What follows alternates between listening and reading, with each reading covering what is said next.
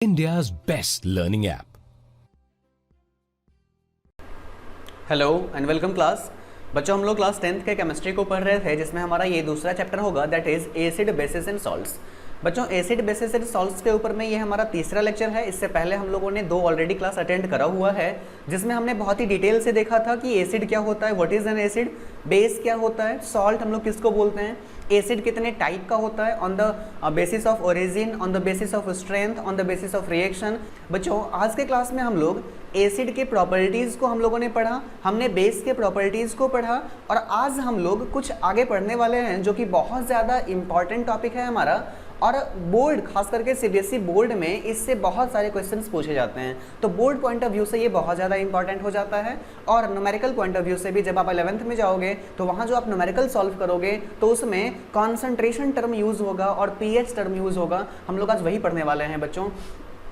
अभी तक आपने जिस एसिड और जिस बेस को पढ़ा था आज हम देखेंगे उसके स्ट्रेंथ के बारे में कि आखिर एक एसिड कितना स्ट्रेंथ होता है, कितना वीक हो सकता है, एक बेस कितना स्ट्रेंथ होता है, कितना वीक हो सकता है और एसिड हो या बेस हो उसका स्ट्रेंथ बताने वाला जो चीज़ है वो क्या है, उसी के बारे में हम लोग आज पढ़ने वाले हैं।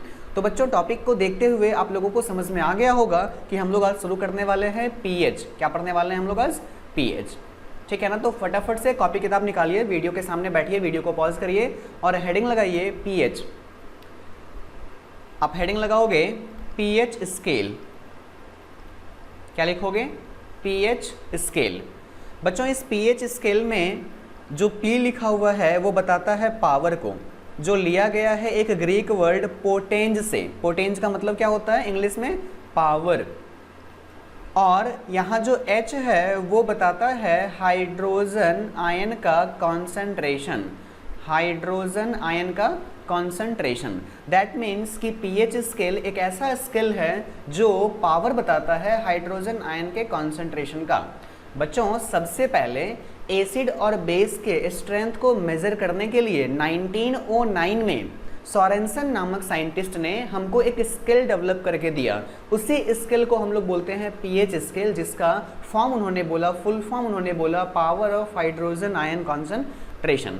तो सबसे पहली बात आपको जो इस टॉपिक से रिलेटेड याद रखनी है for objective point of view से वो ये कि ये जो पीएच स्केल है वो सबसे पहले किनके द्वारा दिया गया था। तो आप लिखो उसमें नीचे सबसे पहला लाइन लिखो कि दिस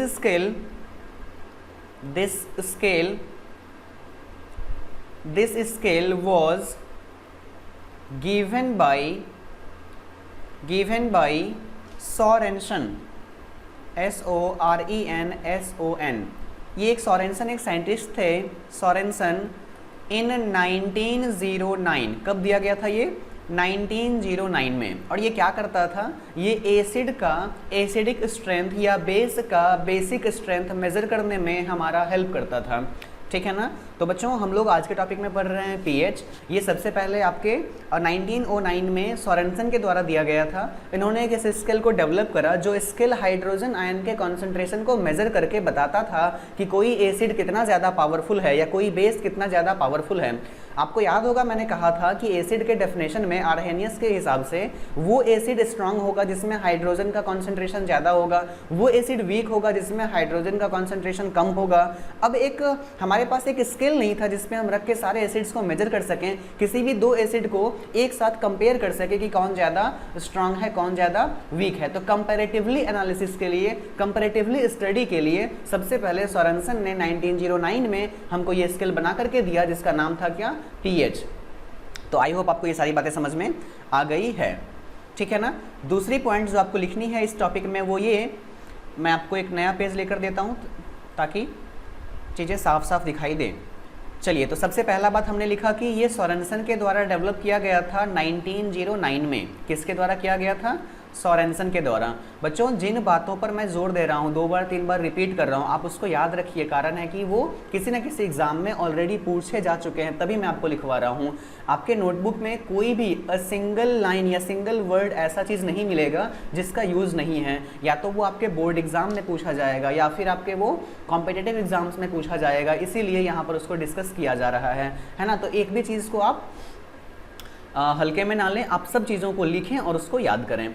दूसरी बात, जो दूसरा one of the most important point है इसमें, वो आपको ये लिखना है कि ये जो स्केल है वो किसी सॉल्यूशन के एसिडिक और बेसिक स्ट्रेंथ का पता लगाता है। तो लिखिए we can determine the acidic और basic strength, the acidic or basic strength of any solution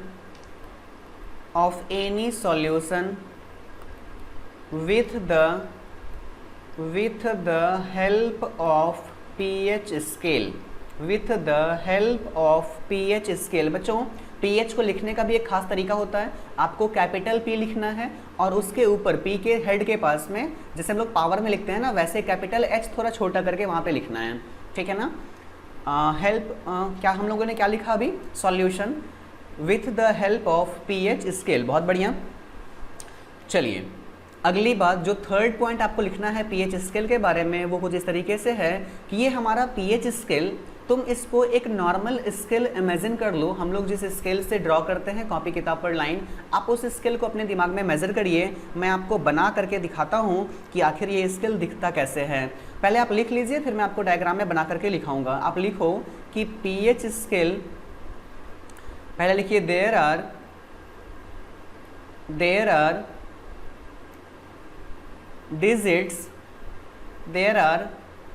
0 to 14 numbers, there are 0 to 14 numbers on that scale। उस स्केल के ऊपर में 0 से लेकर 14 तक नंबर्स लिखे हुए रहते हैं, ये आपको याद रखना है। मैं अब ये ड्रॉ ही कर दे रहा हूँ। सपोज करो हमारा ये स्केल है, चलिए ये एक स्केल है जहाँ पर हम लोग सबसे पहले लिखते हैं क्या, 0, और फिर हमने लिखा यहाँ पर 1, अगेन 2, 3, 4, 5, 6 और एकदम बीच में लिखेंगे 7 को मैं थोड़ा सा बोल्ड कर देता हूँ। उसके बाद फिर हम लोग लिखेंगे 8, 9, 10, 11, 12, 13 एंड 14। तो बच्चों ये एक स्केल हो गया। इसी स्केल को हम कहते हैं क्या, pH स्केल।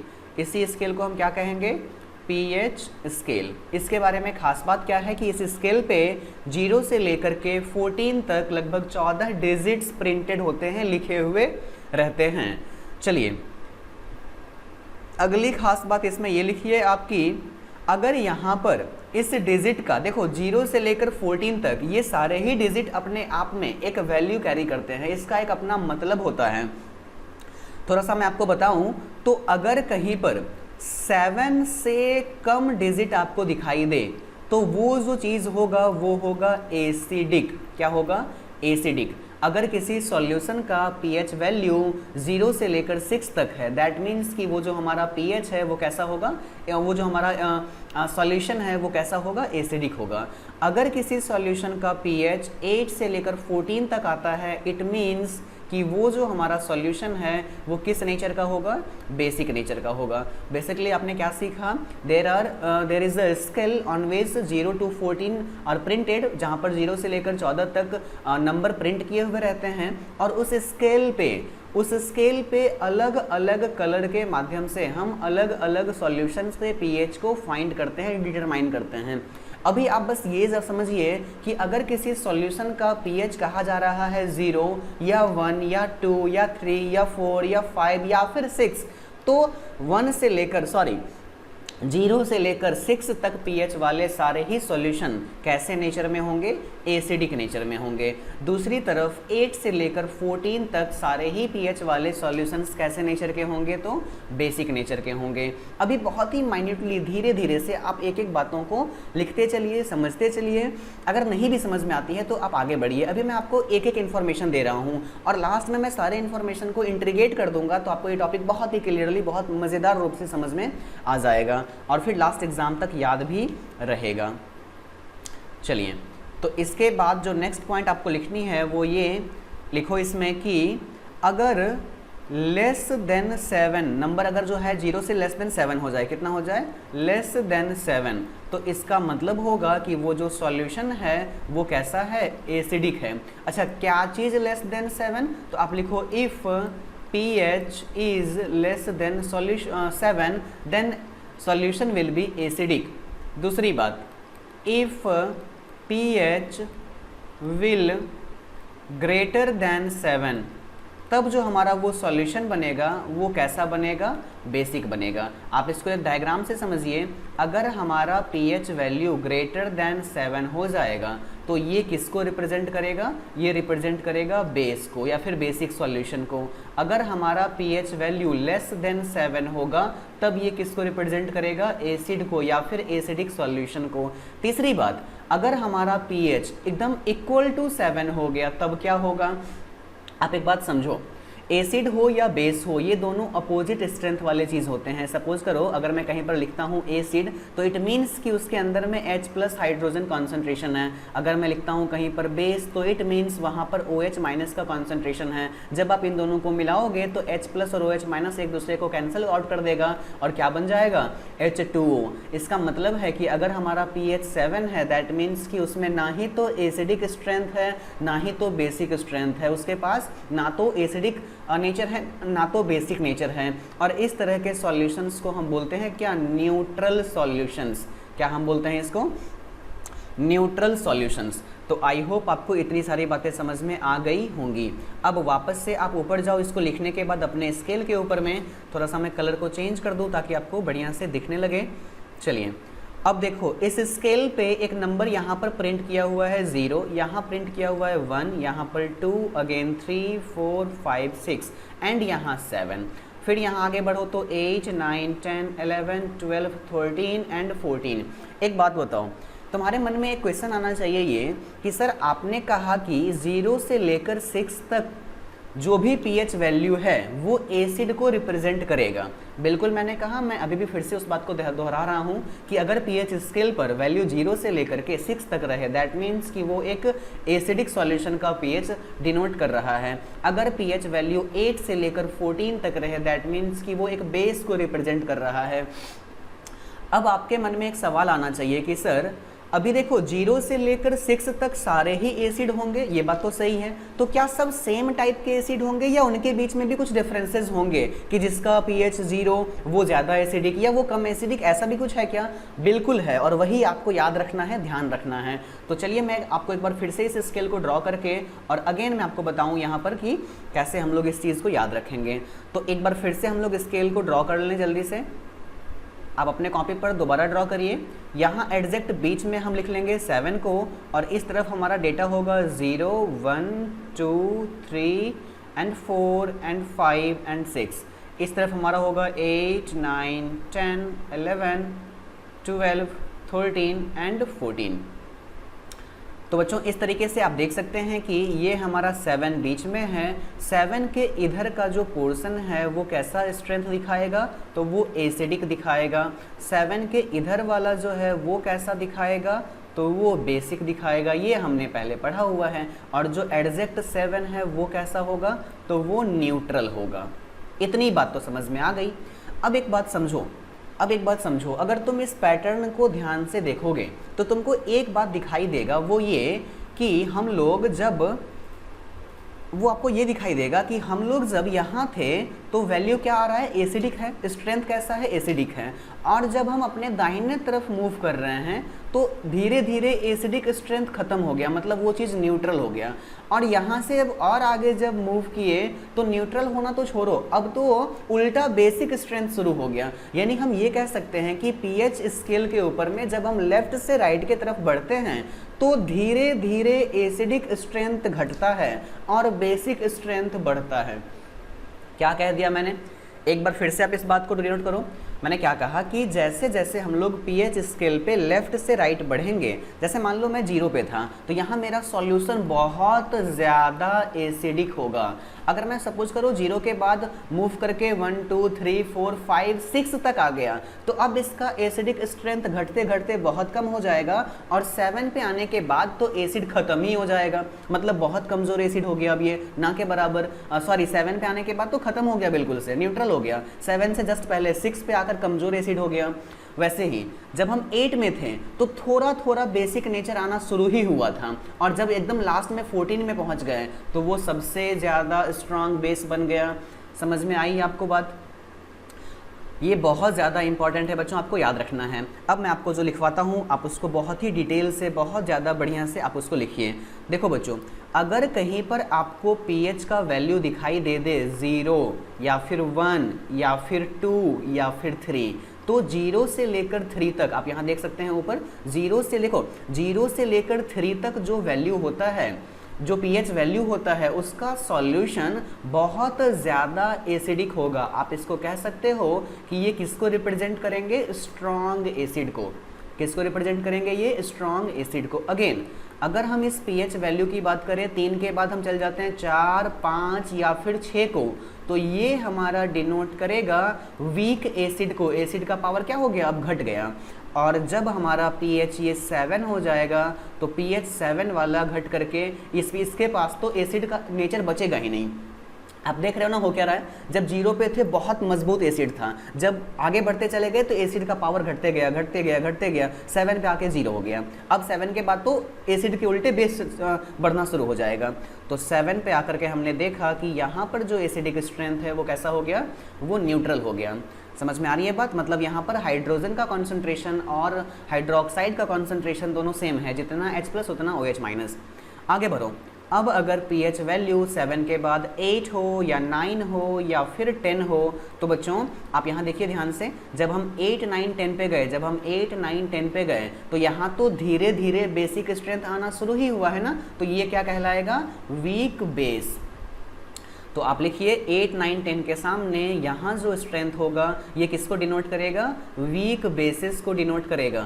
और एट लास्ट अगर हमारा pH वैल्यू 11 हो जाए, 12 हो जाए, 13 हो जाए या 14 हो जाए तो ये डिनोट करेगा किसको? स्ट्रॉन्ग बेस को। अगर मैं आपसे पूछूं कि सबसे ज़्यादा एसिडिक pH वैल्यू कौन होगा तो आप कहोगे सर 0। मैं पूछूंगा सबसे ज़्यादा बेसिक pH वैल्यू कौन होगा, आप कहोगे 14। अब आते हैं वापस स्केल पे। ये देखो हमारा स्केल यहाँ पे दिख रहा है। अब एक बात आप समझिए, यहाँ 0 से लेकर के 3 तक हम लोग क्या बोलेंगे इसको? ये है हमारा वीक एसिड। आगे बढ़िए। अगर हम बात करें 3 से लेकर के 6 तक को तो सॉरी ये हमारा था स्ट्रॉन्ग एसिड ना, स्ट्रॉन्ग एसिड। और ये हो जाएगा वीक एसिड। अगेन यहाँ पर आ जाओ तुम 8 9 10 8 9 10, ये हमारा हो जाएगा क्या? Weak base. और इधर आओगे तो ये हो गया क्या? Strong base. समझ में आ गई बात? तो आई होप आपको pH स्केल का जो माजरा है वो थोड़ा सा समझ में आ गया। बच्चों ऑब्जेक्टिव पॉइंट ऑफ व्यू से सवाल किस तरह से पूछे जाएंगे? आपसे पूछे जाएंगे कि हमारे पास एक सॉल्यूशन है HCl का जिसका pH है 1, जिसका pH क्या है? 1। तो बताइए ये एसिडिक है या बेसिक है या न्यूट्रल है? तो आप कहोगे सर pH 1 है, दैट मीन्स कि ये तो एसिडिक है। और एसिडिक ही नहीं, स्ट्रॉन्ग एसिड है भाई ये तो। समझ में आ रही है बात? तो इस तरीके से आप चाहिए तो चीज़ों को समझ सकते हैं, याद रख सकते हैं और अपने आने वाले एग्जाम्स में इसको यूज़ कर सकते हैं। ठीक है, तो फटाफट जो है सो हम लोग इस चीज़ को नोट करेंगे। आप एक बार इस चीज़ को फिर से वापस से रिवाइज करके देखिए, क्योंकि आपके एग्जाम पॉइंट ऑफ व्यू से और competitive exam point of view से दोनों ही तरह से ये आपके लिए बहुत ज़्यादा इंपॉर्टेंट होने वाला है। तो जल्दी से इसको जो है सो नोट डाउन करो और मैं सबको साफ करके फिर से जो है सो शुरू करता हूँ।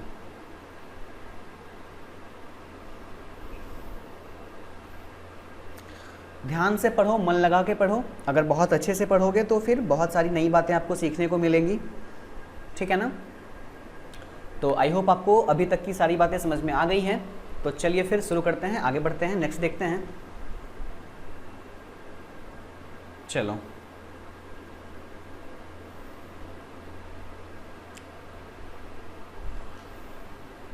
ठीक है ना, बढ़े आगे। समझ में आ रहा है ना बिल्कुल बढ़िया से? गुड। चलिए ध्यान दो। अब एक बात समझो, हम लोग पढ़ क्या रहे हैं, पीएच पढ़ रहे हैं, और पीएच का काम क्या होता है, ये स्ट्रेंथ बताता है। किसका स्ट्रेंथ बताता है, तो एसिड या बेस का स्ट्रेंथ बताता है। चलो ठीक है, अब एक बात आप बताओ कि पीएच का असली काम क्या है। कहोगे सर ये तो स्ट्रेंथ बताता है एसिड या बेस का, तो वही मैं तुमसे पूछ रहा हूँ कि एसिड या बेस का स्ट्रेंथ किस बेसिस पे बताता है। अभी ना बताया था किस बेसिस पे बताता है ये। हाँ, गर्मी बहुत ज़्यादा है। चलो ठीक है, देखो यहाँ पर, हाँ ये देखो इसका नाम से ही स्पष्ट है कि जो पीएच होता है वो हाइड्रोजन आयन के कॉन्सेंट्रेशन को रिप्रेजेंट करता है। बहुत बड़ी बात अभी हम लोग करने वाले हैं, ठीक है ना, एकदम बने रहना, ध्यान से सुनना, समझ में आएगा। पीएच जो है वो किसको रिप्रेजेंट करता है, हाइड्रोजन आयन के कॉन्सेंट्रेशन को नोट करता है, और फिर वो तय करता है कि कौन चीज़ ज़्यादा एसिडिक है और कौन चीज़ ज़्यादा बेसिक है। इतना बात समझ में आया ना। चलो अब एक बात बताओ, मैं आपके सामने 2-3 बातें अभी लिख रहा हूँ, ध्यान से देखना। मैं सबसे पहले लिखता हूँ वीक एसिड, उससे भी पहले मैं लिख देता हूँ आपको स्ट्रॉन्ग एसिड। अब वीक एसिड के नीचे मैं लिख रहा हूँ फिर से वीक बेस, और वीक बेस के नीचे मैं लिख रहा हूँ स्ट्रॉन्ग बेस। बच्चों स्ट्रॉन्ग एसिड का पीएच क्या होगा, 0 होगा, 1 होगा, 2 होगा, 3 होगा। वीक एसिड का क्या होगा, 4, 5, 6। वीक बेस का क्या होगा, 8, 9 और 10। स्ट्रॉन्ग बेस का क्या होगा, 11, 12, 13 एंड 14। मुझे एक बात बताओ, सबसे ज़्यादा स्ट्रॉन्ग एसिड का पहचान कैसे है, तो जिसके पास ज़्यादा H+ कॉन्सेंट्रेशन होगा। मतलब ये जो स्ट्रॉन्ग एसिड का पोर्शन है इसमें हाइड्रोजन आयन का कॉन्सेंट्रेशन, मैंने पहले बताया था, मैं आगे से लिखूंगा नहीं, बस H को ब्रैकेट में डाल के प्लस लिखूंगा, तो यही इसी को हम बोलते हैं हाइड्रोजन आयन का कॉन्सेंट्रेशन। मतलब हाइड्रोजन आयन का कॉन्सेंट्रेशन बहुत ज़्यादा हाई होगा, तब जाके वो क्या बनेगा, स्ट्रॉन्ग एसिड बनेगा, और तब उसका पीएच क्या होगा, 0, 1, 2, 3। ये बात समझ में आ गया। दूसरी बात, अगर हम बात करते हैं वीक एसिड का, तो बताओ वीक एसिड के अंदर में हाइड्रोजन आयन का कॉन्सेंट्रेशन क्या होगा, रिस्पेक्टिवली लो होगा। अगर हम बात करें वीक बेस का, तो वीक बेस के अंदर में हाइड्रोक्साइड आयन का कॉन्सेंट्रेशन क्या होगा, रिस्पेक्टिवली लो होगा, और स्ट्रॉन्ग बेस में हाइड्रोक्साइड आयन का कॉन्सेंट्रेशन बहुत ज़्यादा हाई होगा। लेकिन हमको इस स्केल में केवल H+ से मतलब है, ना कि OH से, क्योंकि इस स्केल का नाम pH है, ना कि POH। ये H+ को मेजर करता है, ना कि OH को। अब कोई बच्चा कहेगा कि सर तब तो इस स्केल से बेस का मेजरमेंट हो ही नहीं सकता है, क्योंकि बेस में तो H+ होता ही नहीं है, बेस में OH- होता है। गधों, बेवकूफ़ों, किसी भी सॉल्यूशन में दोनों ही होते हैं, H+ भी और OH भी। अब डिपेंड ये करता है ना कि किसी में H+ ज़्यादा होता है, तो जब H+ ज़्यादा होगा तो वो बन जाता है वो एसिड, और किसी में OH ज़्यादा होता है, जब OH ज़्यादा होता है तो बन जाता है वो बेस। लेकिन होगा दोनों में ही, दोनों H+ और OH दोनों ही प्रेजेंट होंगे किसी भी सॉल्यूशन में। आपको ये बात समझ में आई। इतना सारा कहानी तुमको क्यों सुनाया गया, बस एक बात के लिए। अब थोड़ा सा अपना दिमाग लगाओ, ठीक है ना, बिना यूज़ कर करके जो जिसको बैठा रखे हो ना उसको थोड़ा सा खोलो, बुद्धि को खोलो, और देखो यहाँ पर मैं क्या कहना चाह रहा हूँ कि अगर हाइड्रोजन आयन का कॉन्सेंट्रेशन ज़्यादा है तो उसका पीएच कम है। समझ में आया कि नहीं, समझ में आया कि नहीं, फिर से सुनो। अगर हाइड्रोजन आयन का कॉन्सेंट्रेशन ज़्यादा है, हाई है, तो उसका पीएच कम है। उल्टा, अगर हाइड्रोजन आयन का कॉन्सेंट्रेशन लो है तो उसका पीएच वैल्यू ज़्यादा है। समझ में आ रही है बात, फिर से सुनिए, अगर हाइड्रोजन आयन का कॉन्सेंट्रेशन ज़्यादा है तभी तो वो स्ट्रॉन्ग एसिड है ना, और जब वो स्ट्रॉन्ग एसिड है तो पीएच क्या हो गया भाई, 0 हो गया, 1 हो गया, 2, मतलब बहुत ही कम हो गया ना। तो यानी यहाँ से आप पीएच के नंबर के बीच में और हाइड्रोजन आयन के कॉन्सेंट्रेशन के बीच में you have to find a relationship. आपको यहाँ पर एक रिलेशनशिप पता करना होगा कि कैसे पीएच का वैल्यू और पीएच में हाइड्रोजन आयन का कॉन्सेंट्रेशन आपस में एक दूसरे को रिलेट कर पाते हैं। तो आपको एक चीज़ दिखेगा ऊपर, जैसे मैंने अभी आपको दिखाया था कि अगर हाइड्रोजन आयन का कॉन्सेंट्रेशन आप हाई रखोगे, ज़्यादा रखोगे, तो पीएच वैल्यू कम हो जाएगा। आया समझ में ना, क्योंकि हाइड्रोजन आयन का कॉन्सेंट्रेशन ज़्यादा रखने का मतलब वो स्ट्रॉन्ग एसिड होगा, और स्ट्रॉन्ग एसिड होगा तो पीएच वैल्यू 0, 1, 2, 3 कम हो जाएगा ना। चलो दूसरी बात, अगर हाइड्रोजन आयन का कॉन्सेंट्रेशन कम रखोगे तो पीएच वैल्यू ज़्यादा हो जाएगा, क्योंकि ये वीक बेस को रिप्रेजेंट करेगा, तो पीएच वैल्यू बढ़ जाएगा। बच्चों अगर आप क्लास 8, 9 और 10 में बढ़िया से पढ़े होगे, 8 और 9 में, 10 में तो हुई ना अभी, अगर 8 और 9 में थोड़ा ध्यान देकर पढ़े होगे तो तुमको पता चला होगा कि दुनिया में दो तरह के रिलेशंस होते हैं। एक को हम लोग बोलते हैं डायरेक्ट प्रोपोर्शनल और एक को बोलते हैं इनवर्स प्रोपोर्शनल, समानुपाती और वितक्रमानुपाती। समझ में आ रही है ना बात? जैसे मान लो एक वेरिएबल है x, एक दूसरा वेरिएबल है y। अगर इन दोनों में डायरेक्ट प्रोपोर्शनल का रिलेशन है, दैट मीन्स कि अगर तुम किसी एक को बढ़ाओगे तो साइमल्टेनियसली दूसरा भी क्या होगा, बढ़ेगा। फॉर एग्जाम्पल एग्ज़ाम जब तुम देते हो तो रिजल्ट के टाइम में तुम्हारा मार्क्स, एग्ज़ाम का तुम्हारा मार्क्स और घर पे पेरेंट्स का प्यार, इन दोनों में कैसा रिलेशन है, डायरेक्ट प्रोपोर्शनल का रिलेशन है। अगर मान लो मार्क्स ज़्यादा लेकर आओगे तो प्यार ज़्यादा मिलेगा, मार्क्स कम लेकर आओगे तो कम मिलेगा, इवन जूता चप्पल सब चलने वाला होगा। फिर समझ में आ रही है बात? तो यहाँ जो रिलेशन बन रहा है वो कैसा बन रहा है, डायरेक्ट रिलेशन बन रहा है। दूसरी तरफ कुछ ऐसे रिलेशन होते हैं जिसको हम लोग बोलते हैं इनवर्स रिलेशन। फॉर एग्जाम्पल अगर x directly related to 1/y, या इसको इस तरीके से पढ़ सकते हैं कि x inversely related to y। x y से कैसा रिलेटेड है, इनवर्सली रिलेटेड। अच्छा, इसका मतलब क्या हुआ, अगर हम x को बढ़ाएंगे तो y हमारा घटेगा और y को घटाएंगे तो x हमारा बढ़ेगा। तो इस तरीके से जो है सो चीज़ें यहाँ पर होंगी। x और y में रिलेशन क्या होगा, x को बढ़ाने पर y घटेगा और x को घटाने पर y हमारा बढ़ेगा। ये बात समझ में आया, होना भी चाहिए ना, ये डिनोमिनेटर में है तो डिनोमिनेटर घटाओगे तो ओवरऑल वैल्यू क्या होगा, बढ़ेगा, और वही तो x है। समझ में आ गया?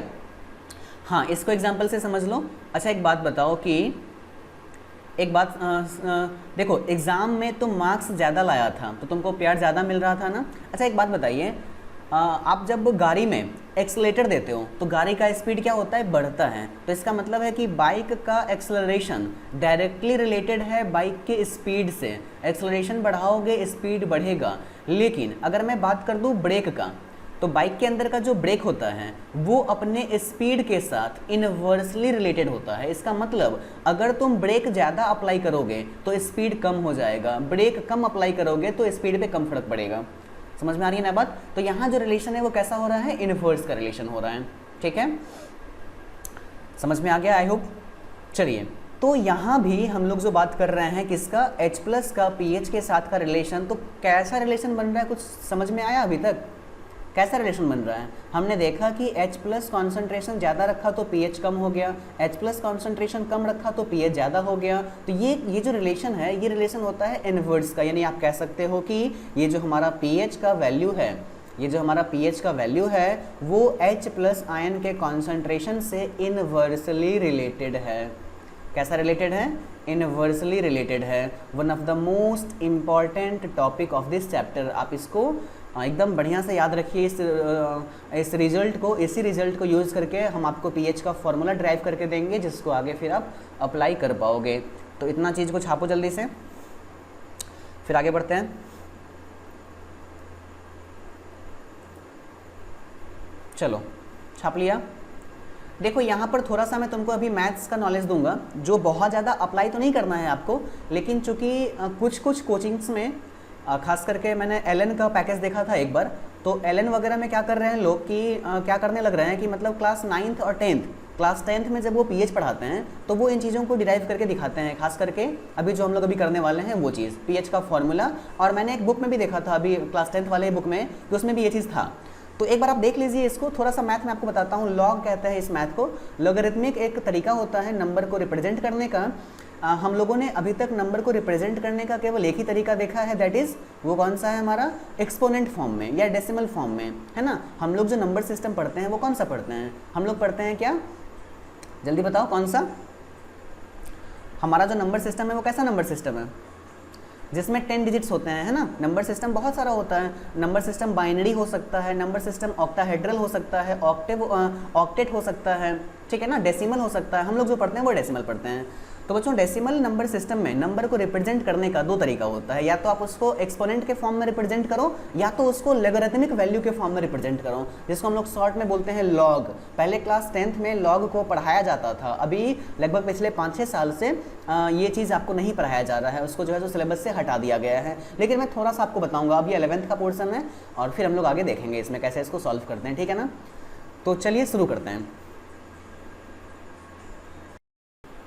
तो आइए देखते हैं बच्चों। देखो लॉग को पढ़ते समय मैं आपको थोड़ा सा लॉग का दो प्रॉपर्टी बताता हूँ। एक बात समझिए आप, जैसे हम लोग एक्सपोनेंट को पढ़ते हैं तो एक्सपोनेंट का अपना एक प्रॉपर्टी होता है ना, जैसे हमने पढ़ा होता है पहले एक्सपोनेंट में, हम लोगों जो पढ़ते हैं ना एक्सपोनेंट वाला चैप्टर क्लास 8 में 7 में, तो वहाँ आपको पढ़ाया जाता है ना कि अगर मान लो कहीं पर बेस सेम है a⁻m इंटू b⁻n, अगर बेस सेम है तो वहाँ पर पावर क्या होता है, ऐड होता है। आप लिख सकते हो इसको क्या, a⁻m+n। तो ये जो रूल था वो कहाँ था, वो एक्सपोनेंट का था। आज हम लोग लॉग के कुछ रूल्स को देखेंगे। तो लॉग के अंदर में वेरी फर्स्ट रूल, सबसे पहला रूल जो आपको याद रखना है वो ये कि log a इंटू बी को हम लिख सकते हैं log a plus log b। क्या लिख सकते हैं, log a plus log b, one of the most important things. सबसे पहली बात आपको याद रखना है कि log a इंटू बी को आप लिख सकते हो क्या, log a into log b। समझ में आ रही है बात। दूसरी बात, ऐसी तरीके से अगर कहीं पर आपको लिखा हुआ दिखाई दे जाए log a बाई b, तो हम इसको लिख सकते हैं log a minus log b। समझ में आया मैंने क्या किया, अगर यहाँ पर मल्टीप्लाई था तो मैं उसको एडिशन में कन्वर्ट किया, और डिवाइड था तो मैंने उसको सब्सट्रैक्शन में कन्वर्ट करा। अब उसके बाद देखो एक और प्रॉपर्टी देख लो, बस इसी 3 का हम लोग यूज़ करने वाले हैं। तीसरा प्रॉपर्टी लॉग के अंदर में ये होता है कि अगर कहीं पर log a to the power b लिखा हुआ है तो इस पावर को हम कॉफिशिएंट बना देते हैं, यानी b आगे आ जाएगा और फिर b log a, ये हो जाएगा इसका तरीका। अभी इन तीनों पे जब मैं तुमको एग्जाम्पल करके दिखाऊंगा तो आपको ये चीज़ें समझ में आने लगेंगी, लेकिन एग्जाम्पल करने से पहले लॉग के कुछ वैल्यूज़ को हम याद करेंगे जो हमको एग्जाम्पल्स को सॉल्व करने में हेल्प करेगा। तो सबसे पहले आप कुछ वैल्यूज़ को लिखिए, ध्यान से देखो। यहाँ पर अगर हमको लिखा हुआ दिखाई देगा log 1 तो उसका वैल्यू होता है 0। अगर कहीं पर लिखा हुआ दिखाई देगा log 10 तो उसका वैल्यू होता है 1। अगर कहीं पर लिखा हुआ दिखाई देगा log 100, इसका मतलब होता है 2। अगर दिखाई देगा log 1000, इसका मतलब होता है 3। बेसिकली आपको बस काउंट करना है 0, यहाँ पर जितना 0 है वो log के वैल्यू को बताएगा। तो बस ये 4 वैल्यू याद रखो, और 1-2 वैल्यू अलग याद रखो log का, जैसे कि log 2। आप याद रखो log 2 का वैल्यू होता है 0.301। समझ में आ रही है बात। तो बस ये इतनी सारी वैल्यूज़ को आप याद रखिए, और आई होप कि बहुत सारे क्वेश्चंस को हम लोग इस चैप्टर में इसके हेल्प से बना सकेंगे। समझ में आ रही है बात। चलिए बच्चों, पहले 9th में जब लॉग पढ़ाया जाता था 10th में, तो उस समय आपको एक चार्ट दिया जाता था लॉग का, उसमें बहुत सारे वैल्यूज़ को रखा जाता था। लेकिन अभी चूंकि वो है नहीं, तो आप बस इस 4 नंबर को याद रखो, 4 वैल्यूज़ को याद रखो। इसी के हेल्प से हम सारे लॉग के वैल्यूज़ को निकालेंगे और उसको सॉल्व भी कर लेंगे, ठीक है ना। चलिए अब एक एक करके अपने सारे प्रॉपर्टीज़ पे क्वेश्चंस को बना करके सॉल्व करके देखते हैं कि कैसे आपको प्रॉपर्टीज़ समझ में आया या फिर नहीं। तो सबसे पहला जो प्रॉपर्टी था आपका वो ये था कि अगर लॉग में 2 चीज़ का मल्टीप्लाई हो, जैसे a इंटू बी हो, तो हम इसको सॉल्व करके लिखते हैं log a plus log b। एक बात और याद रखना है कि दुनिया में लॉग आपको 2 तरीके का पढ़ाया जाता है। लॉग जो होता है वो 2 तरीके का पढ़ाया जाता है। एक आपको पढ़ाते हैं बेस 10 वाला, वो ऐसे लिखते हैं log बेस 10, जो आपको दिखाई नहीं देता है। अगर सिंपल लॉग लिखा हुआ है इसका मतलब है कि बेस 10 है। लेकिन कहीं कहीं पर लॉग एक्सपोनेंट वाले लॉग को भी पढ़ाया जाता है, बेस में उसका ई होता है, ई मतलब एक्सपोनेंशियल होता है वो। तो वो चीज़ अभी आपको नहीं जानना है, बस समझ लीजिए। चलिए वापस से आइए अपने टॉपिक पे। क्या हम लोग देख रहे थे, log a into B is equal to log a plus log b। अब फॉर एग्जाम्पल मैंने आपसे पूछ लिया कि बताओ बच्चा log 20 का वैल्यू, तो कहोगे सर इस चार्ट में log 20 तो कहीं दिखाई दे नहीं रहा है। कोई बात नहीं, 10 दिखाई दे रहा है ना, और 2 दिखाई दे रहा है, तो हम log 20 को लिख सकते हैं क्या, log 2 इंटू 10। और फिर log 2 इंटू 10 को देखो तो ये इस फॉर्म में आ गया, a इंटू बी। इसको लिख सकते हैं अलग अलग करके, that is log 2 and plus log 10। और log 2 का वैल्यू आपको पता 0.301, अगेन log 10 का वैल्यू आपको पता 1। तो ये सॉल्व होकर के आएगा 1.301, that is the value of log 20। Solve हो गया, अच्छा लगा।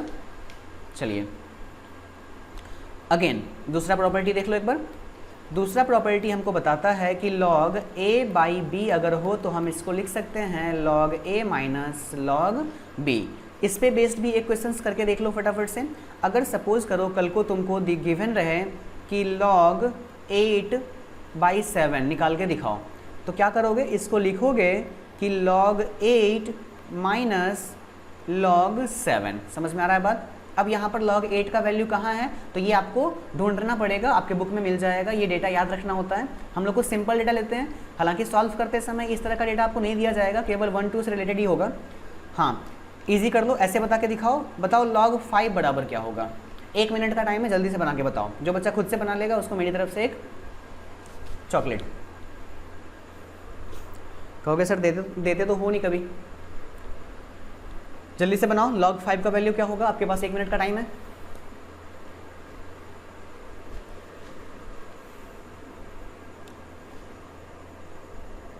क्या होगा बताओ।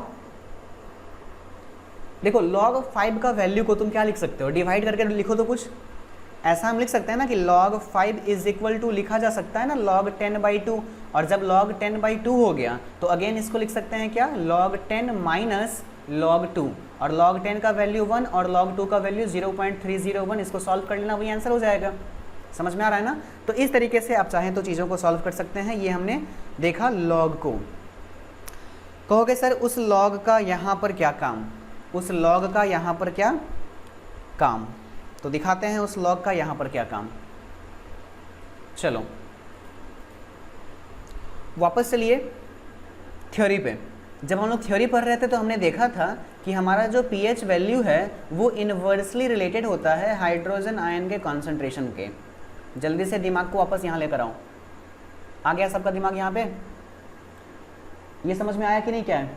हमने पहले पढ़ा था ना थ्योरी में कि pH का जो वैल्यू होता है वो हाइड्रोजन आयन कॉन्सेंट्रेशन के रेसिप्रोकल होता है, इन्वर्सली रिलेटेड होता है ना, वही चीज़ है यहाँ पर। अब एक बात बताओ, 8th में जब हम लोग पढ़ रहे थे तो हमको पढ़ाया गया था कि अगर कहीं पर 1/x लिखा हुआ है तो we can write this in this form of inverse, that is x inverse. समझ में आ रही है बात। तो वही रूल तुम यहाँ पर अप्लाई करो कि अगर यहाँ पर पहले तो यहाँ इसको इक्वेट करते हैं, क्या कर लेते हैं, इक्वेट कर लेते हैं। एक बात समझिए आप, जहाँ कहीं भी रेसिप्रोकल का साइन होगा उसको इक्वल में कन्वर्ट करने के लिए आपको कुछ कांस्टेंट पुट करना होगा, और वो कांस्टेंट यहाँ पर हम ला रहे हैं log। किसका ला रहे हैं, log। कांस्टेंट हम अपने हेल्प के हिसाब से अपने हिसाब से रखेंगे, तो pH is equal to log of 1/h+, कुछ इस तरीके का हमको दिखाई दे रहा है। दूसरी बात, आगे बढ़ो, pH इज इक्वल टू, अब एक बात बताओ, 1/h+ कॉन्सेंट्रेशन को हम लिख सकते हैं क्या, H+ कॉन्सेंट्रेशन का इनवर्स, मतलब H+ concentration to the power -1। ये बात समझ में आया। अब आप एक log, चूंकि ये अब कैसा इक्वेशन बन गया, log का इक्वेशन बन गया ना, तो log का प्रॉपर्टी याद करो। अगर कहीं पर लिखा हुआ होता था log a to the power b तो हम इसको लिखते थे क्या, b log a। तो यहाँ ये मान लो बेस और ये मान लो पावर। अब इस पावर को आगे भेजो, दैट मीन्स -1 इंटू लॉग और H+ का कॉन्सेंट्रेशन। कर रहे हो, सोच रहे होगे सर ये क्या किए जा रहे हैं। देखो यानी हमको अब पता चला कि pH is equal to nothing, -1 को log से मल्टीप्लाई करेंगे तो क्या हो जाएगा, माइनस का log और H+ का कॉन्सेंट्रेशन। तो बच्चों this will be the our final result, या फिर कह लो कि यही हमारा फॉर्मूला है pH को निकालने का। कब अप्लाई करेंगे यह फॉर्मूला, जब आपको किसी भी सॉल्यूशन का हाइड्रोजन आयन कॉन्सेंट्रेशन गिवन रहे तो आप उसका pH इजीली निकाल सकते हैं विद दिस फॉर्मूला। समझ में आ रही है बात। क्वेश्चन किस तरीके से पूछा जाएगा, क्वेश्चन पूछा जाएगा कि किसी भी सॉल्यूशन में हाइड्रोजन आयन कॉन्सेंट्रेशन गिवन रहेगा, उसको तुम यहाँ पुट कर देना। जब उसको यहाँ पुट कर दोगे तो वो जो वैल्यू लेकर के देगा वही हमारा क्या देगा, pH देगा। तो बच्चों pH को निकालने के लिए ये एक फॉर्मूला है। अभी हम लोग इस पर कुछ क्वेश्चन को भी प्रैक्टिस करेंगे, लेकिन आपसे बोर्ड में तो नहीं पूछेगा ये। बहुत पहले एक बार 3 साल पहले एक बार CBSE बोर्ड में क्वेश्चन आया था इससे। आई होप कि अगर फिर से पूछता है तो फिर भी कोई दिक्कत नहीं है, आप तो बना ही लोगे। लेकिन हाँ, कॉम्पिटिटिव एग्जाम्स का ये फेवरेट क्वेश्चन होता है, यहाँ से क्वेश्चन आते हैं बन करके, तो आप इसको ध्यान से देखिएगा। चलो ठीक है, अब क्या करना है आपको, तो फटाफट इस पर इसको पहले छाप लो, और छापने के बाद कुछ क्वेश्चंस मैं इस पर करवा रहा हूँ ताकि आपको थोड़ा सा प्रैक्टिस हो जाए इसके बारे में कि कैसे हम लोग लॉग को यूज़ करेंगे। और चलिए देखो, ये मैं कुछ क्वेश्चंस को आपको करवा रहा हूँ किसी बुक से, ध्यान से देखना। जिस तरीके का क्वेश्चन यहाँ पे लिखा हुआ रहेगा एज इट इज़ सेम तरीके से क्वेश्चन पूछा जाएगा आपसे, और आपको सेम तरीके से बनाना है जैसे मैं भी बनाऊंगा। सबसे पहला क्वेश्चन लिखिए आप, फाइंड द pH। सबसे पहला क्वेश्चन लिखो कि find the pH of a solution. किसी एक सॉल्यूशन का pH आपको निकालना है, in which the concentration of hydrogen ion. इतनी सारी बात को लिखनी नहीं है, कॉन्सेंट्रेशन ऑफ हाइड्रोजन आयन को रिप्रेजेंट करने के लिए बस ये साइन काफ़ी है। तो हमने क्या लिखा, find the pH of a solution in which concentration of hydrogen ion is 10 to the power -5। अभी मैं यूनिट नहीं लिखता हूँ, यूनिट में मोलरिटी हो सकता है, मोललिटी हो सकता है, लेकिन बस आप इतना लिखिए 10 to the power -5। अगर कहीं पर कॉन्सेंट्रेशन आपको गिवन है 10 to the power -5, then you have to find the pH value of that solution. क्या करोगे आप, लगाओ फॉर्मूला। फॉर्मूला क्या है आपके पास, pH is equal to minus of log and hydrogen ion का कॉन्सेंट्रेशन। फिर से लिखो, pH is equal to minus of log और हाइड्रोजन आयन के कॉन्सेंट्रेशन के जगह पर 10 to the power -5। समझ में आ गया। अब कॉन्सेंट्रेशन का ये साइन देने का ज़रूरत नहीं था। चलिए अगला स्टेप में क्या लिखोगे, pH is equal to minus of log 10 का पावर -5। याद करो लॉग का प्रॉपर्टी, ये हो गया हमारा बेस और ये हो गया उसका पावर। अगर बेस पे कोई चीज़ पावर होता है तो लॉग जब सॉल्व करते हैं तो वो लॉग के आगे आ जाता है। तो यानी फिर से हम लिख सकते हैं क्या, pH इज इक्वल टू -5। ये -5 कहाँ से आया, यहाँ से आया। समझ में आ रही है बात, -5 इंटू, और पहले से यहाँ क्या था, minus log 10, -5 into minus log 10। समझ में आ रहा है। अब चलो log 10 का वैल्यू क्या होता है 1, तो log 10 की जगह पे क्या रखोगे 1 रखोगे, लेकिन आगे माइनस है तो ये क्या हो जाएगा -1 इंटू पहले से कौन वेट कर रहा है -5, यही हो गया हमारा pH। तो -5 इंटू -1 दैट इज pH का वैल्यू क्या हो जाएगा +5। यानी कहने का मतलब अगर किसी सॉल्यूशन का pH क्या निकल के आ गया 5 निकल के आ गया, कब, जब उसका hydrogen concentration 10 to the power -5 था तब। आप इस सॉल्यूशन को देख करके pH निकाल करके कुछ बातें बोल सकते हो, वो ये, अब तुम आंख बंद करके बता सकते हो कि सर इस सॉल्यूशन का pH आया 5, दैट मीन्स कि बिना टेस्ट किए मैं बता सकता हूँ कि वो सॉल्यूशन कौन सा रहा होगा, तो एसिडिक रहा होगा। कैसे पता चला, क्योंकि pH वैल्यू 5 आया और pH वैल्यू अगर 7 से कम आएगा दैट मीन्स कि सॉल्यूशन हमारा कैसा होगा, एसिडिक होगा। समझ में आ गया, बहुत ही बढ़िया से। चलिए एक क्वेश्चन और करके दिखाओ जल्दी से, फटाफट छाप लो इसको। एक और क्वेश्चन करके दिखाओ, थोड़ा सा पेन का कलर चेंज कर रहा हूं मैं। चलो देखो, सपोज करो कुछ इस तरीके से क्वेश्चन दिया हुआ है,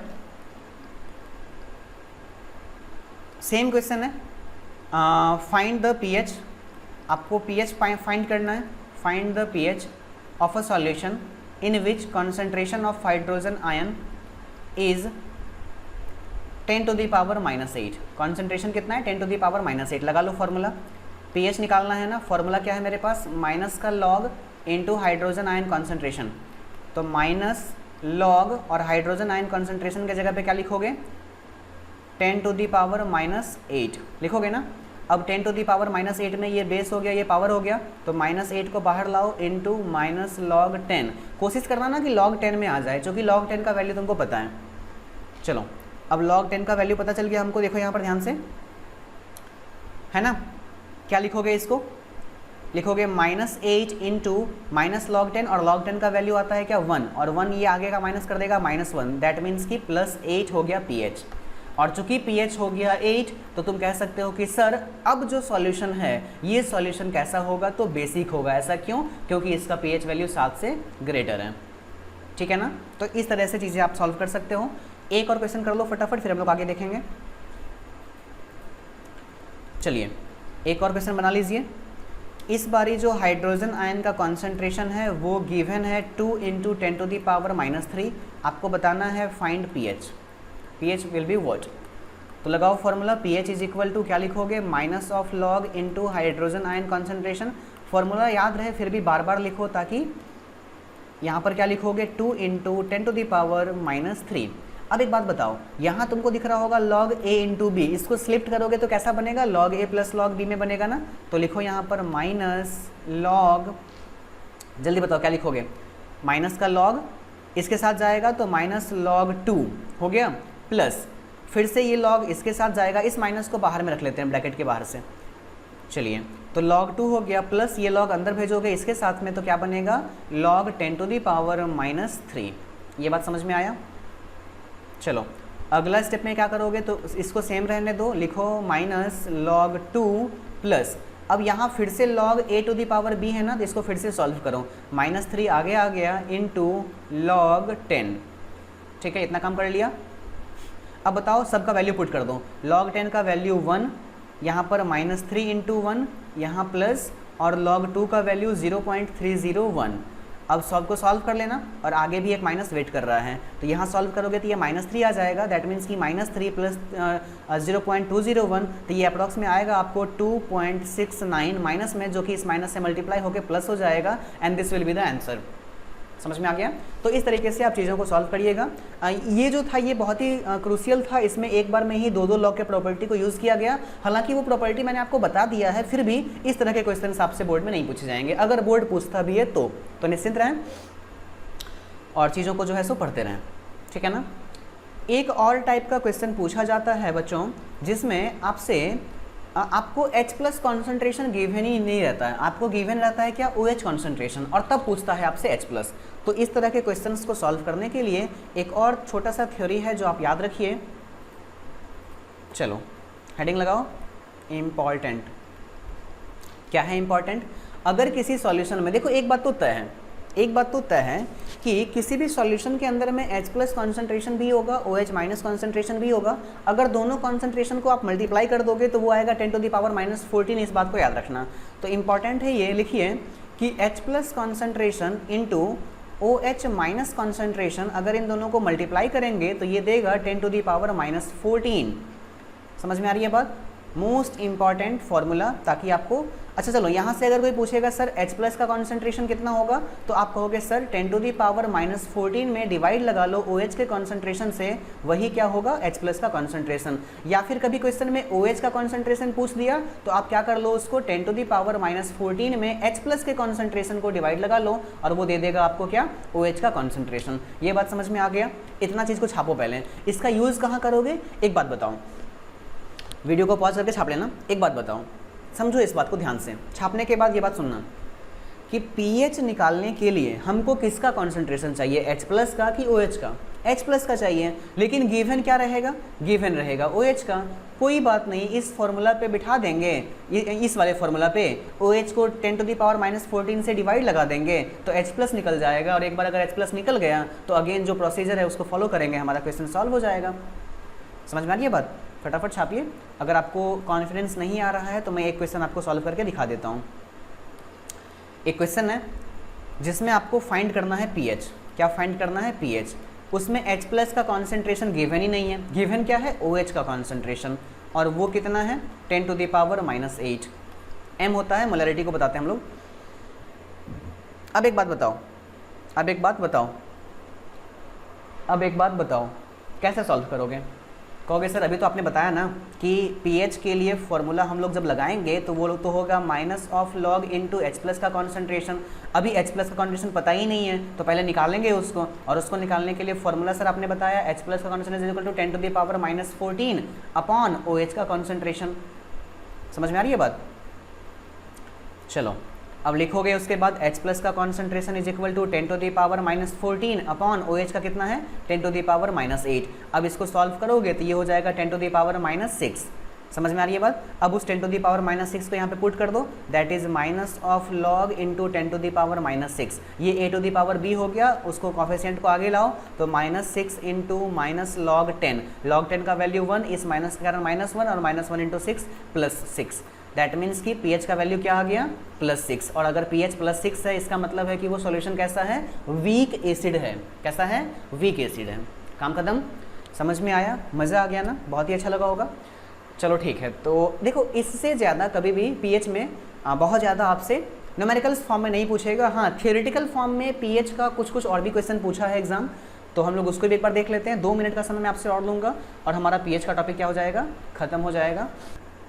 बच्चों तो थोड़ा सा कुछ और चीज़ हम लोग देखते हैं pH को लेकर के। थ्योरेटिकल पोर्शन है ये, जो एग्ज़ाम में आपसे पूछे जाते हैं कभी कभार, कॉम्पिटिटिव एग्जाम्स में भी पूछते हैं, क्वेश्चंस आते हैं इससे। तो कुछ चीज़ों को आप लिखिए, मैं आपको लिखवाता हूँ, जल्दी फटाफट से करो। और एक बात और करना ना कि थोड़ा सा बुक से एक टॉपिक देख लेना इंडिकेटर को लेकर के। मैं आपको फिर से लास्ट में बता दूंगा, एक्चुअली वो पहले पढ़ाया जाता है, मैंने नहीं बताया आपको, चूँकि बहुत एग्ज़ाम में क्वेश्चन नहीं आते हैं उससे, लेकिन फिर भी कहीं कहीं NCERT में कुछ क्वेश्चंस उस पर हैं। कि इंडिकेटर होते क्या हैं, तो जो एसिड और बेस को इंडिकेट करते हैं हम उसको बोलते हैं इंडिकेटर, सिंपल। अब वो इंडिकेटर दो तरह के होते हैं, अगर नेचर में है तो नेचुरल हो गए, है ना। आई होप कि अगर लास्ट में मैं इसको थोड़ा सा बता दूंगा आपको, ठीक है ना। कुछ कुछ बस नाम आपको याद रखना है इंडिकेटर का, जैसे कि लिटमस पेपर आपको याद रखना है, मिथाइल ऑरेंज आपको याद रखना है, फिनॉल्फेथैलिन आपको याद रखना है, रेड कैबेज आपको याद रखना है, बस यही 4 से क्वेश्चन पूछे जाते हैं। चलिए फिलहाल जो मैं आपको लिखाने वाला हूँ नोट डाउन करिए फटाफट से। एक काम करते हैं, नया पेज ले लेते हैं एक, चलो शुरू करो। एक टेबल बना लो, एक तरफ लिखो मैटर और एक तरफ लिखो उसका पीएच। ये पिछले 2-3 सालों से बोर्ड के द्वारा पूछे जाने वाले कुछ मैटर्स का मैंने पीएच आपको भी मैं आपको पीएच लिखवा देता हूँ। जैसे होता क्या है ना कि एग्ज़ाम में सीधे आपको बोल देगा कि बताइए इस चीज़ का पीएच कितना है, और बच्चे ये चीज़ तो इतना याद करके जाते नहीं हैं। तो मैंने देखा है कि कुछ कॉमन चीज़ है वही बार बार रिपीट करता है, तो मैं वो सारा ही आपको लिखवा देता हूँ। सबसे पहला आप लिखोगे क्या, HCl, इसको बोलते हैं हाइड्रोक्लोरिक एसिड। और ये कौन सा HCl है, तो कॉन्क कहने का मतलब कॉन्सनट्रेटेड। इसका जो पीएच होता है वो 0 होता है। चलो उसके बाद लिखो फिर से HCl, और ये जो HCl है वो डाइल्यूटेड है, मतलब पानी मिला हुआ है। इस HCl का जो पीएच होगा वो 1 होगा। देख रहे हो ना, पानी मिलने के बाद भी पीएच 1 ही हो रहा है, मतलब अभी भी स्ट्रॉन्ग एसिड है। अभी भी अगर इसमें कुछ डालोगे तो वो उसको गला देगा। बहुत ज़्यादा क्या होता है, ये लोग बहुत ज़्यादा स्ट्रॉन्ग होते हैं, ठीक है ना। चलो उसके बाद देखो थर्ड वन, तीसरा लिखो इसमें मिल्क का जो पीएच होता है दूध का वो होता है 6.5, ठीक है ना। और देखो दूध का पीएच 6.5 होता है, इसका मतलब है कि दूध कैसा होता है, इसका मतलब है दूध कैसा होता है, जल्दी बताओ फटाफट, एसिडिक होता है, ठीक है ना। और इसीलिए दूध को अगर छोड़ देते हो तो वो खट्टा महकने लगता है या फट जाता है, या फिर उसके अंदर में लैक्टिक एसिड आपको मिल जाता है, तो ये भी एसिडिक हो गया। दूसरा बात, दूध के बाद लिखो वाटर, इसका तो सबको पता होगा ना, वाटर न्यूट्रल होता है, पीएच इसका 7 होता है। उसके बाद लिखो लेमन का जूस, तो लेमन का जो जूस होता है ना, नींबू का रस, उसका पीएच होता है 2.5, खट्टा होता है, आपको एसिडिक होता है वो, ठीक है ना, सिट्रिक एसिड वगैरह उसमें रहते हैं। चलिए उसके बाद फिर आप लिखिए ब्लड, जो ब्लड होता है आपका वो थोड़ा सा बेसिक होता है, ब्लड का पीएच होता है 7.4। थोड़ा सा याद दिलाना मुझे बाद में, मैं इसके बारे में एक बात और बताऊंगा पीएच के बारे में जब हम लोग पढ़ेंगे importance of pH in our life. चलिए ब्लड के बाद आप लिखिए टूथपेस्ट, क्या लिखना है, टूथपेस्ट। आप देखते हो ना, तुम जो कॉलगेट करते हो, टूथपेस्ट करते हो, चूँकि हम लोग जो खाना खाते हैं उसमें कुछ एसिडिक चीज़ रहता है, तो आपके मुंह को वो क्या कर देता है, एसिडिक कर देता है और मुंह का पीएच घटा देता है। तो टूथब्रश बेसिक होता है जो उसको न्यूट्रलाइज करता है, यानी इसका पीएच कितना होगा, लगभग में 8 के आसपास होता है, ये बहुत बेसिक होता है। फिर हम लोग कॉफ़ी पीते हैं ना, तो कॉफ़ी भी हमारा एसिडिक होता है और इसका पीएच 5 होता है। जब हम बात करेंगे NaOH का, तो ये बहुत स्ट्रांग बेस होता है और इसका पीएच 13 होता है। जब हम बात करेंगे इससे भी ज़्यादा कॉन्क NaOH का, तो ये तो 14 हो जाएगा, और अगर डाइल्यूटेड NaOH का बात करेंगे तो 13 होगा। तो बेसिकली बस इतनी सारी चीज़ें आप याद रखोगे और इस तरीके से जो है सो आपको याद रखना है ये सारी बात। हाँ एक बात और, कुछ एसिड्स कहाँ से मिलते हैं आपको वो भी याद रखना होगा। जैसे टमाटर में कौन सा एसिड होता है, आपको ये बात याद रखना है। उसके बाद फिर मिल्क में कौन सा एसिड होता है, मैंने अभी बताया था आपको, नींबू में कौन सा एसिड होता है। तो इस बात को भी आपके एनसीईआरटी में लिखा हुआ है, आप इसको फाइंड आउट करके एक टेबल बना करके लिख लोगे, ठीक है ना। थोड़ा सा मेहनत करो ताकि चीज़ें आपको बढ़िया से समझ में आने लगे। चलिए उसके बाद नेक्स्ट हेडिंग लगाओ, नेक्स्ट टॉपिक, लास्ट टॉपिक है। 3 नंबर के क्वेश्चन पूछते हैं यहाँ से भी, लिखिए फटाफट से। इम्पॉर्टेंस, क्या पढ़ा रहे हैं हम, importance of pH in daily life. In daily life, आपके डेली लाइफ में पीएच कैसे कैसे आपको रिलेट करता है, तो जल्दी से फटाफट से लिखते जाओ। सबसे पहला HCl इन आवर बॉडी। मैं आपको कहानी सुना देता हूँ, आप लिख लेना इसको बाद में समझ करके। देखो हम लोगों के पेट के अंदर में कुछ जूसेस सिक्रेट होते हैं, उसमें से एक है हमारा HCl, जो कि बहुत ज़्यादा कॉन्सेंट्रेटेड होता है। उसका जो पीएच होता है वो 0 से 1 के बीच में होता है। अब इतने ज़्यादा कॉन्सेंट्रेटेड एसिड को, उसका काम क्या है, तो हम लोग जो भी खाना खाते हैं ना, तो आप देखते हो हम कितना भी हार्ड कुछ भी खाना खाते हैं तो वो डाइजेस्ट हो जाता है। कारण है कि अंदर में कौन है, HCl है, जो बहुत ज़्यादा कॉन्सेंट्रेटेड फॉर्म में है, ताकि वो अंदर में जाने वाले सब चीज़ों को क्या कर देता है, गला देता है। तो इसका वही काम रहता है। लेकिन देखो समझिए आप, अगर आप फास्टिंग पे हो तो क्या होगा, बॉडी अपने डेली रूटीन के हिसाब से HCl सीक्रेट करेगा, लेकिन उसको खाना मिल नहीं रहा है। पहले खाना होता था तो वो उस पर इफेक्ट करके उस खाना को गलाता था, अब तो खाना ही नहीं है, तो वो क्या करेगा, आपके बॉडी में जो बॉडी का जो लेयर है स्टमक का अंदर में, वो उस पर इफेक्ट डालना शुरू करेगा, और जब उसको हर्ट करना शुरू करेगा, उसको गलाना शुरू करेगा, तो आपको पेन फील होगा, आपको इरिटेशन फील होगा, दर्द फील होगा, और तभी हम लोग बोलते हैं कि सर एसिडिटी से परेशान हो रहे हैं। समझ में आ रही है ना बात? तो तुम जो एसिडिटी बोलते हो, वो क्या होता है, आपके पेट में जो एसिड है ना, वो जब सिक्रेट होता है और वो ज़्यादा सिक्रेट होने लगता है, आपके बॉडी को वो हर्ट करने लगता है, तब आपको पता चलता है कि आप इरिटेट हो रहे हो, परेशान हो रहे हो, दर्द हो रहा है, आपको पेट में दर्द होता है ना, इसी कारण से। समझ में आया? ठीक है। देखो नॉर्मली भगवान जी ऐसा मतलब एसिड प्रूफ लेयर बना करके दिए हम लोगों के पेट में कि नॉर्मली तो उस एसिड का हमारे बॉडी के उस लेयर पे काम कोई इफेक्ट नहीं होता है, लेकिन जब वो बहुत ज़्यादा अमाउंट में सीक्रेट होने लगता है तो वो हमको परेशान कर देता है। फिर समझ में आ गई बात? यानी इस टॉपिक से जुड़ा हुआ टॉपिक क्या है, एसिडिटी। समझ गए हम लोग। अब चलो इसका उपाय, अगर मान लो हमको एसिडिटी हो भी गया है तो फिर उसके बाद हम लोग क्या करते हैं, फटाफट मार्केट जाते हैं, वहाँ से खरीद के लाते हैं एनो। आखिर एनो में क्या है, एनो में मिल्क ऑफ मैग्नीशिया है, MgOH होल ट्वाइस है, जो कि एक एग्जाम्पल है बहुत अच्छे बेस का। किसका एग्जाम्पल है, बहुत अच्छे बेस का। तो चूंकि एनो के अंदर में बेस होता है तो वो इस एसिड को क्या करता है, न्यूट्रलाइज करता है, उसको उसके इफेक्ट को कैंसिल कर देता है, और कैंसिल करने के बाद में आपको तुरंत फटाफट से जो है सो राहत फील होता है। समझ में आ गई ना बात? एसिड प्लस बेस मिलके बनाता है सॉल्ट प्लस वाटर, और इस तरीके से आप क्या हो जाते हो, थोड़े से रिलैक्स फील करते हो। तो ये बात आपको याद रखना है। इस MgOH ट्वाइस का नाम आपसे पूछ देगा तो बताना मिल्क ऑफ मैग्नीशिया। क्या बोलते हैं इसको, मिल्क ऑफ मैग्नीशिया। अगर इसका केमिकल नाम पूछेगा तो बोलना मैग्नीशियम हाइड्रोक्साइड। ठीक है ना, लिख लो इसको, मैग्नीशियम हाइड्रोक्साइड। चलिए pH का दूसरा यूज़ देखिए, ये भी हमारे बॉडी से ही रिलेटेड है।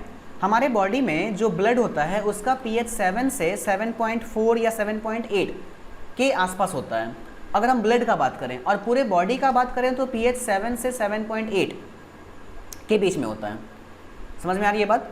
7 से 7.8 के बीच में होता है। कहने का मतलब किन्हीं का बॉडी का pH 7 होगा, किन्हीं का 7.8 होगा, लेकिन इसी के बीच में लोगों का बॉडी का pH जो है सो रहेगा।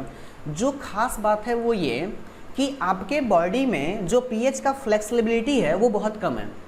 कम कहने का मतलब, अगर आपके बॉडी का pH 7 है तो वो अगर 7 है तो गलती से भी 7.1 हो गया या 7.2 हो गया या 7.3 हो गया, बस 3 डिजिट तक डेसिमल के बाद, मतलब 0.3 डिजिट तक जो है सो वो वेरी कर सकता है। लेकिन अगर 7.4 हो गया तो इंस्टेंटली डेथ हो जाएगा। अगर घट गया 7 से 6.9 हो गया, 6.5 तक हो गया तो डेथ हो जाएगा। कहने का मतलब बॉडी का जो pH का जो रेंज होता है ना, वो बहुत नैरो रेंज होता है, बहुत छोटा रेंज होता है। बॉडी अगर आपके बॉडी का pH 7.4 है तो वो मैक्सिमम 7.8 तक जा सकता है और मिनिमम 7.1 तक आ सकता है। मतलब 0.3 से ज़्यादा का चेंज अगर आया बॉडी के अंदर में तो क्या हो जाएगा, हम लोग का बॉडी काम करना बंद कर देगा। अच्छा एक बात बताओ, बस इतने का ही चेंज आने से हम लोग इतना परेशान हो जाते हैं, लेकिन फिर भी तुम देख रहे हो कि आजकल लोग इतना ज़्यादा कोल्ड ड्रिंक्स वगैरह पीते हैं। तो हम लोग जो कोल्ड ड्रिंक्स पीते हैं उसमें एसिड बहुत ज़्यादा अमाउंट में रहता है। इसीलिए कभी भी मतलब गलती से भी अगर तुम आज का ये लेक्चर अटेंड कर रहे हो तो आज ये बात प्रॉमिस करो कि आज के बाद कोल्ड ड्रिंक्स को हाथ नहीं लगाओगे, पियोगे नहीं। कोल्ड ड्रिंक्स बहुत ज़्यादा ख़राब चीज़ है, उसमें वो आपके बॉडी के अंदर में तुरंत ही लगभग 0.3, 0.2 जो है सो 0.1 और 2 के बीच में एसिड को बढ़ा देता है। समझ रहे हो? तुमने अगर आज एक दिन कोल्ड ड्रिंक्स को पिया तो आपका बॉडी इतना ज़्यादा एसिडिक हो जाएगा ना कि उसको न्यूट्रल होने में लगभग 2 महीने का समय लगता है। समझ में आ रही है बात? बहुत ज़्यादा। लेकिन हम लोग गौर नहीं करते हैं इस बात पे, है ना, क्योंकि आपका जो बॉडी है वो रिकवर करता है, उसको ख़त्म करता है। लेकिन फिर भी आपको अपने बॉडी को इस तरीके से परेशान नहीं करना चाहिए। तो कोल्ड ड्रिंक्स आज के बाद नहीं पीना है, ठीक है ना? डन। चलो उसके बदले हाँ कुछ और पी लेना, कोल्ड ड्रिंक्स नहीं पीना, लेकिन उसके बदले मोमोज़ खाओ, चॉकलेट खाओ। चलो ठीक है, तो समझ में आया? 2 बातें हम लोगों ने लिखी। चलो उसके बाद देखो, तीसरी बात ये कि हम लोग खेती करते हैं जब, तो वो जो जिस मिट्टी में हम लोग खेती करते हैं ना, उस मिट्टी का भी pH नैरो होता है, वो थोड़ा सा बेसिक रहना चाहिए, है ना। अगर उसमें भी बहुत ज़्यादा का डिफरेंस आया तो हम उसको बहुत ज़्यादा जो है सो फिर हम लोग उसको कंट्रोल नहीं कर सकते हैं। आप समझिए, आपने देखा है ना कि कहीं का मिट्टी बहुत ज़्यादा उपजाऊ होता है, कहीं का मिट्टी कम उपजाऊ होता है। गवर्नमेंट कहती है कि आप अगर मिट्टी में खेती करना है आपको, तो उस मिट्टी का सैंपल लेकर आइए, हम आपको बताएंगे कि वहाँ पर कौन सा फसल अच्छे से हो पाएगा। तो वो सारा पीएच पे डिपेंड करता है। देखो मिट्टी का पीएच भी 7 से 7.4 के बीच में ही काम करता है। अब अगर बहुत ज़्यादा इसमें तुम डाल दोगे बेस, तो मिट्टी हो जाएगा बेसिक, फिर भी तुम्हारा प्लांट वहाँ पे सर्वाइव नहीं कर पाएगा, क्योंकि प्लांट का भी तो बॉडी है, प्लांट के बॉडी का भी तो पीएच है ना। जो भी लिविंग ऑर्गेनिज्म है सबके बॉडी का एक नैरो पीएच होता है, उसी पीएच में उसको फंक्शन करना होता है। अब अगर 7 से कम कर दोगे पीएच, तो मिट्टी हो जाएगा एसिडिक, और अगर एसिडिक हो गया या बेसिक हो गया तो फिर उस मिट्टी में प्लांट इजीली ग्रो नहीं कर पाएगा, और आपका जो फसल है वो फिर बढ़िया से नहीं हो पाएगा। ये बात समझ में आ गया। तो हमारे डेली लाइफ में पीएच का इंपॉर्टेंस ये भी है कि खेती वगैरह में भी पीएच को ध्यान में रखना होगा। देखो मैं आपको ये चीज़ क्यों कह रहा हूँ, होता क्या है एक्चुअली कि जब एसिड रेन होता है या फिर हम लोग जब बहुत ज़्यादा फर्टिलाइज़र वगैरह यूज़ करते हैं, तो मिट्टी का पीएच चेंज हो जाता है, और इस मिट्टी के पीएच के चेंज हो जाने की वजह से जो प्लांट्स पे बहुत ज़्यादा डिस्ट्रक्टिव इफेक्ट उसके ऊपर में पड़ता है। अभी मैंने एक वर्ड बोला एसिड रेन, इससे भी इस चैप्टर में कुछ क्वेश्चंस पूछे जाते हैं। आप इतना समझिए कि जब अभी अगर आगे ये टॉपिक होगा तो मैं आपको आगे बता दूंगा इसके बारे में। समझिए, आप लिख ही लीजिए, नेक्स्ट टॉपिक लिखिए एसिड रेन। चौथा लिखो एसिड रेन। देखो ये चीज़ क्या है, अब एसिड रेन, इसमें दो वर्ड तुमको दिखाई दे रहा है, एक तो एसिड इतना देर से पढ़ रहे हो जिसके बारे में, और एक रेन, रेन का मतलब बारिश, हाँ वर्षा। आप समझिए होता क्या है, जब वर्षा होती है तो आकाश से ऊपर से क्या गिरता है, पानी गिरता है। वो पानी सबसे प्योरेस्ट फॉर्म में होता है, H2O सबसे प्योर H2O होता है, बहुत ज़्यादा प्योरेस्ट फॉर्म में होता है। समझ में आ रही है बात, क्योंकि वो कंडेंस होकर के वहाँ गया है, तो जितने भी कंटामिनेंट्स थे वो सारे नीचे रह गए हैं, वो एकदम प्योरेस्ट H2O है। लेकिन जब वो अर्थ के एटमॉस्फेयर में एंटर करता है, तो अर्थ के एटमॉस्फेयर में पॉल्यूशन की वजह से हम लोगों ने बहुत ज़्यादा फैला के रखा है कार्बन डाइऑक्साइड, नाइट्रोजन डाइऑक्साइड और सल्फर का ऑक्साइड, चाहे वो सल्फर डाइऑक्साइड हो या ट्राइऑक्साइड हो। अब होता यह है कि जब वो वाटर धरती के एटमॉस्फेयर में एंटर करता है, तो वो इन ऑक्साइड्स के साथ में, वो इन नॉन मेटालिक ऑक्साइड के साथ में, मैंने डे 1 में आपको बताया था कि non metallic oxide are in acidic in nature, तो ये वाटर कल को कार्बन डाइऑक्साइड के साथ में मिलके H2CO3 बना लेगा। यही वाटर कल को नाइट्रोजन ऑक्साइड के साथ मिल करके HNO3 नाइट्रिक एसिड बना लेगा, और यही वाटर कल को सल्फ्यूरिक ऑक्साइड, सल्फर ऑक्साइड के साथ में, सल्फर डाइऑक्साइड के साथ में मिल करके H2SO3 या फिर H2SO4 सल्फ्यूरिक एसिड जैसे एसिड्स को बना लेंगे। अब क्या होगा, पहले जो पानी एटमॉस्फेयर में आ रहा था, भगवान जी जो बारिश करवा रहे थे, उस बारिश का पीएच था 7, वो एकदम न्यूट्रल था। लेकिन धरती के एटमॉस्फेयर में आने के बाद ये पानी कैसा हो गया, एसिडिक हो गया। जब ये पानी एसिडिक हो गया तो पीएच क्या हो जाएगा, कम हो जाएगा, और जब इसका पीएच कम हो जाएगा तो बताओ क्या होगा, यही पानी आपके अर्थ सरफेस पे गिरेगा। मतलब जहाँ भी कहीं खेत है या जहाँ कहीं समुद्र है, तो बाद में ये पानी खेतों से होते हुए बहते हुए वापस से कहाँ चला जाएगा, आपके समुद्र में चला जाएगा। अब हो क्या रहा है कि जो मरीन लाइफ है, मतलब समुद्र एक्वाटिक लाइफ है, मतलब समुद्र में रहने वाले जीव जंतुओं का लाइफ हेल हो जाएगा। क्यों? क्योंकि वो जिस इन्वायरमेंट में रह रहे हैं उनका इन्वायरमेंट कैसा हो जाएगा, एसिडिक हो जाएगा। समझ में आया? उनका वातावरण कैसा हो जाएगा, एसिडिक हो जाएगा, तो उनके लिए भी परेशानी है। दूसरी बात, जो खेत है, खेत में अगर बहुत ज़्यादा एसिड रेन हुआ तो उस वजह से क्या होगा बताओ, खेत का पीएच वैल्यू घट जाएगा। अब जब खेत का पीएच वैल्यू घट जाएगा तो फिर से पौधे बढ़िया से वहाँ पे ग्रो नहीं कर पाएंगे, तो इस तरीके से वहाँ भी क्या हो रहा है, नुकसान हो रहा है। एक लास्ट टॉपिक और लिख लो, 5 टूथ डीके। क्या है ये, टूथ डीके। ध्यान से समझिए आप। देखो तुमने सुना होगा बचपन में मम्मी कहती होंगी कि चॉकलेट ज़्यादा नहीं खाया करो, दांत सड़ जाएगा, गल जाएगा, है ना। हाँ, नहीं वो सब बात नहीं है, आप खाइए, कुछ नहीं होगा, ठीक है। हाँ, बस ध्यान दो, ध्यान ये देना है ना कि हम लोग जो खाना खाते हैं आजकल, उसमें ग्लूकोज होता है, फ्रक्टोज होता है, और वो जब हमारे मुंह के अंदर में जब हम खाना कंप्लीट कर लेते हैं तो मुंह को बहुत बढ़िया से साफ नहीं करते हैं ना, बस ऊपर से ऐसे पोंछ लिए, काम खत्म। अंदर में तो जो फूड का पार्टिकल है वो है ही, तो वो फूड का पार्टिकल अंदर में क्या होता है, ऑक्सीडाइज हो जाता है, और ऑक्सीडाइज हो जा करके वो एसिड का फॉर्मेशन करता है, इसीलिए तुम्हारा मुँह बदबू देता है या स्मेल देता है। अब जब वो एसिड का फॉर्मेशन कर लिया ना, तो उस एसिड के प्रेजेंस के कारण तुम्हारा जो दांत है, तुम्हारे दांत का पीएच भी, देखो दांत जो है ना वो लगभग 6 के आसपास तक के एसिड को सह सकता है, पीएच उसको कंट्रोल कर सकता है। लेकिन जब हमारे मुंह का पीएच वैल्यू घट करके 5.5 तक आ जाए, 6 तक था तो दांत में कोई इफेक्ट नहीं पड़ रहा था, लेकिन अगर मुंह का पीएच घट जाए और घट करके 6 तक आ जाए तो वो डायरेक्टली इफेक्ट डालता है किस पे, आपके टूथ पे। और इस कारण से क्या होता है, वो आपके टूथ को ही डीके करने लगता है। डीके मतलब उसको सड़ाने लगता है, उसको खाने लगता है। मैंने आपको बताया था शुरू में कि एसिड का नेचर होता है कोरोसिव नेचर होता है, खाने का नेचर, ईटिंग नेचर होता है। तो वही चीज़ है। तो अगर आपके अगर आपके माउथ का पीएच वैल्यू 5.5 से नीचे आने लगता है तो उस समय टूथ डीके स्टार्ट होता है, यानी आपका दांत धीरे धीरे जो है सो खराब होने लगता है, उसमें होल्स वगैरह होने लगते हैं। अब इससे बचने के लिए क्या करना है हमको, तो मैंने आपको बोला था ना, टूथपेस्ट का पीएच 7 से ज़्यादा होता है, लगभग 8 होता है, वो बेस है, तो हम लोग टूथपेस्ट लगाते हैं। तो टूथपेस्ट कैसा है, बेस। मुंह कैसा था, एसिडिक। तो पर डे करोगे तो उस एसिड को ये बेस न्यूट्रलाइज कर देगा और तुम्हारा टूथ डीके होने से बच जाएगा। तो इस तरीके से बच्चों ये वीडियो बहुत ज़्यादा बड़ा हो गया, लेकिन ज़रूरी था, बहुत अच्छा टॉपिक है। आप इसको 2 बार 3 बार आराम से देखिए, बहुत मन लगा करके पढ़िए। और ठीक है, फिर आज के लिए इतना ही, मिलते हैं नेक्स्ट वीडियो में। और हम लोग बस अब सॉल्व करने वाले हैं, सॉल्व कर लेंगे तो ये चैप्टर खत्म हो जाएगा। बहुत बढ़िया से मैं पढ़ा रहा हूँ, बहुत ही कोशिश कर रहा हूँ कि एक एक बच्चे जो बहुत दूर बैठे हुए हैं वो भी बिल्कुल क्लासरूम वाला फील करें, और जैसे क्लासरूम में पढ़ाया जाता है सारे एक एक टॉपिक्स को माइन्यूटली, वैसे ही हम लोग प्रयास कर रहे हैं पढ़ाने का। ठीक है, तो मिलते हैं फिर नेक्स्ट वीडियो में। Thank you. India's best learning app.